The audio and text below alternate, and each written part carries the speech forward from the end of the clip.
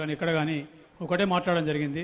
76 సంవత్సరాల నుంచి మా ఉమ్మడి జిల్లాకు అన్యాయం జరిగిందని చెప్పి ఇవాళ గడిచిన 25 సంవత్సరాల నుంచి వాయిస్లెస్ పీపుల్ ఆదివాసీలు కానివ్వండి, దళితులు కానివ్వండి, లేకపోతే ఇంకా వాళ్ళతో ఉన్న మైనార్టీస్ కానివ్వండి, ఆదివాసీల గొంతులేని వాళ్ళకు గడిచిన 25 సంవత్సరాల గొంతు నేను చేస్తున్నా.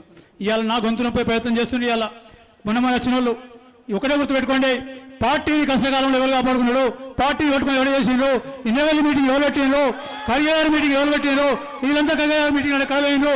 ఇవాళ ఇన్నోవెల్ మీటింగ్ మంచిగా ప్రజలు లేరా, ఈ జిల్లాలో ఉన్న ఆదివాసులు రాలేదా, అన్ని మాటలు బదులొచ్చిండ్రు. మీరు మాట ఇవ్వడం జరిగింది, మీరు ఎవరికి చెప్పినా నాకు బాధలేదు.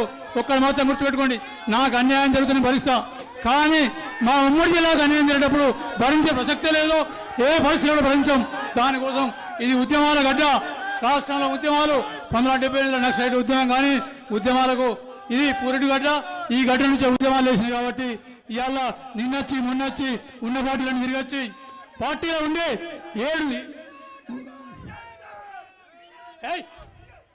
7 రోజులు బెల్లపల్లి ఒక పాదయాత్ర వేస్తే కనీసం 7 నిమిషాలు కూడా రాలేదు.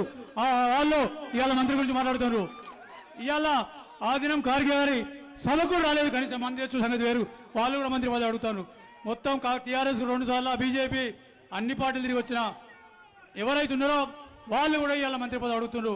వాళ్ళు ఒక కుటుంబంలో 3 అయిపోయినాయి, ఇంకోటి ఇచ్చేస్తే జిల్లాను కాంగ్రెస్ పార్టీ వాళ్ళు దత్తత చేసి అమ్మజేయింది. అప్పుడు కానీ ఈ జిల్లా ఉమ్మడి జిల్లా అనేది తెలుస్తుంది మీకు. ఇవాళ నా ఆదివాసీలు, నా దళితులు, నా మైనార్టీ సోదరులు గొంతులేని వాళ్ళ గొంతు నేను ఉన్నా కాబట్టి ఖచ్చితంగా వాళ్ళందరి గొంతుకనే ఉన్నా.